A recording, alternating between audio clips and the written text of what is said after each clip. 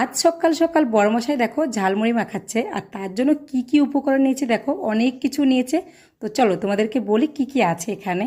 এখানে আছে টমেটো কুচি, লঙ্কা কুচি, আছে পেঁয়াজ কুচি, ধনেপাতা কুচি, শসা কুচি, ছোলা মটর সিদ্ধ আছে, আলু সিদ্ধ করে কুচানো আছে, আর আছে স্পেশালি একটা মশলা যেটা ঘরে বানানো। আর সবথেকে যেটা স্পেশাল সেটা হলো আম তেল, যেটা দিয়ে মুড়ি মাখালে স্বাদটা কিন্তু দ্বিগুণ হয়ে যায়। আর এটা ঘরে বানানো আম তেলটা। সাথে আরও আছে ভুজিয়া, চানাচুর, বিট লবণ আর একটা মশলা।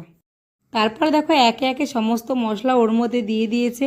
এবার মুড়িটাকে ভালো করে মাখিয়ে নিচ্ছে। আর আশা করি খেতে ভালোই হবে, কারণ অনেক কিছু দিয়েছে এর মধ্যে, অনেক মশলা দিয়েছে। আর বিশেষ করে আম তেলটার জন্য মুড়িটা খেতে কিন্তু দারুণ লাগে। তো চলো মাখা হয়ে গেছে, এবার খেয়ে বলবো তোমাদেরকে কেমন হয়েছে খেতে। দেখতে কিন্তু দারুণ হয়েছে, এই দেখো অসাধারণ লাগছে দেখতে। তো চলো খেয়ে ঝালমুড়ি রেডি। তো সবাই দেখো খেতেও ব্যস্ত, আমিও খাচ্ছি। আর দারুণ হয়েছে খেতে, খুবই টেস্টি। আর বিশেষ করে আম তেলটার জন্য বেশি ভালো লাগছে ঝালমুড়িটা। তো এই দেখো,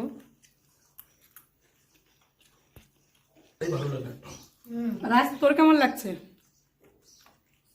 তুমি তো মাখা নেই, দারুণ হয়েছে কিন্তু মাখাটা সুন্দর।